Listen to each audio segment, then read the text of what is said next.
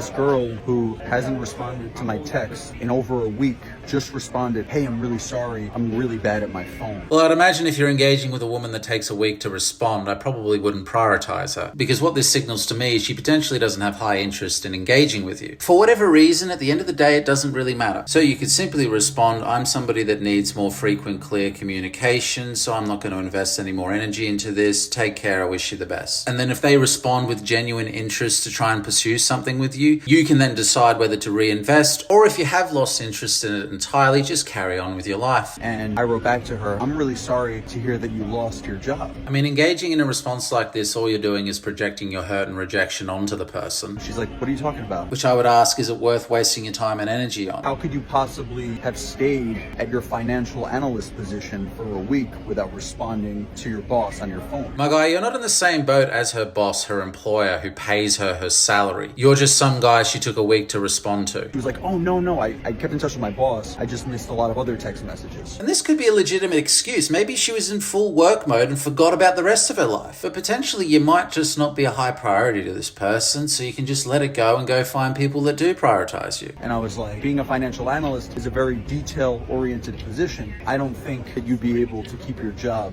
given your track record. This supposed woman's inability to respond to this man's texts more promptly is not reflective of her capacity and ability to fulfill the role and the job that she was hired to do. You're frustrated, you're hurt, you feel rejected. That's all valid, but how you're choosing to process it isn't productive. And she's like, "Can we just not see each other ever again?" And I was like, "Just say that." Fellas, what we need to take into consideration that there are a lot of women that are reluctant to be direct when they are rejecting us, because the consensus seems to be that a lot of men aren't good at handling rejection well. Exhibit A, which to a lot of women can feel threatening and put them on edge. And that's where a lot of these light-hearted excuses present themselves, like "I'm not good with my phone" or "I have a boyfriend," and you kind of have to read between the lines. If women felt more comfortable in being direct and clear when rejecting men, they wouldn't resort to doing any of that. How people carry themselves and act in the world is out of our control. How we choose to respond to it is. And I get that it can be frustrating, but if you continue to engage with this type of energy towards people, I don't see it working out well for you. Just communicate your needs clearly and directly. And if they showcase that they're not willing to fulfill those needs, just move on. Simple. That's what actually setting boundaries is.